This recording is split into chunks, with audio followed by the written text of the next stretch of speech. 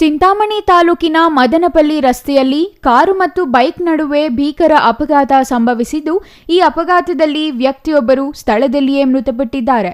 ಅಪಘಾತದಲ್ಲಿ ಮೃತಪಟ್ಟ ಬೈಕ್ ಸವಾರರನ್ನು ಚಿಂತಾಮಣಿ ನಗರದ ಕೃಷಿ ಉತ್ಪನ್ನ ಮಾರುಕಟ್ಟೆಯಲ್ಲಿ ಹಮಾಲಿ ಕೆಲಸ ಮಾಡುವ ನಗರದ ಗಾಂಧಿನಗರ ಬಡಾವಣೆ ನಿವಾಸಿ 30 ವರ್ಷದ ದೇವರಾಜ್ ಎಂದು ಗುರುತಿಸಲಾಗಿದೆ.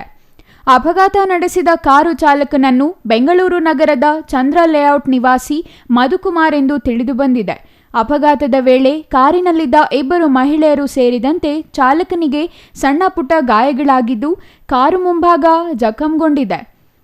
ಬೈಕಿಗೆ ಬೆಂಕಿ ತಗುಲಿ ಸಂಪೂರ್ಣ ಸುಟ್ಟು ಹೋಗಿದೆ. ಬೆಂಗಳೂರಿನ ಚಂದ್ರ ಲೇಔಟ್ ನಿವಾಸಿ ಡಾಕ್ಟರ್ ರಾಮ್ ಎಂಬುವವರ ಪತ್ನಿ ಆಶಾ ಮತ್ತು ಅವರ ಸ್ನೇಹಿತೆ ಶಿಶಿರಾ ಎಂಬುವವರು ಬೆಂಗಳೂರಿನಿಂದ ಮದನಪಲ್ಲಿ ಮಾರ್ಗವಾಗಿ ಕಡಪಾಗೆ ತೆರಳುತ್ತಿದ್ದರೆ, ಬೈಕ್ ಸವಾರ ಮದನಪಲ್ಲಿ ಮುಖ್ಯ ರಸ್ತೆಯ ಮೂಲಕ ಚಿಂತಾಮಣಿ ಕಡೆ ಬರುತ್ತಿದ್ದಾಗ ಮುಖಾಮುಖಿ ಡಿಕ್ಕಿ ಸಂಭವಿಸಿದೆ ಎಂದು ಪೊಲೀಸರು ತಿಳಿಸಿದ್ದಾರೆ.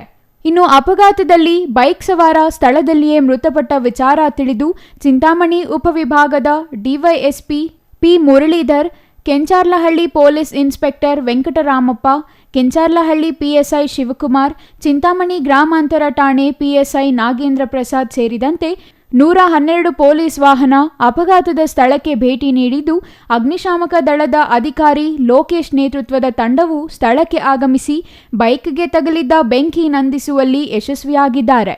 ಇನ್ನು ವಿಷಯ ತಿಳಿಯುತ್ತಿದ್ದಂತೆ ಚಿಕ್ಕಬಳ್ಳಾಪುರ ಜಿಲ್ಲೆಯ ಅಡಿಷನಲ್ ಎಸ್ಪಿ ರಾಜಾ ಇಮಾಮ್ ಖಾಸಿಂ ಸ್ಥಳಕ್ಕೆ ಭೇಟಿ ನೀಡಿ ಪರಿಶೀಲನೆ ನಡೆಸಿದ್ದಾರೆ. ಚಿಂತಾಮಣಿ ಗ್ರಾಮಾಂತರ ಠಾಣೆಯಲ್ಲಿ ಅಪಘಾತದ ಕುರಿತು ಪ್ರಕರಣ ದಾಖಲಾಗಿದೆ. GL Shankar, CTV news.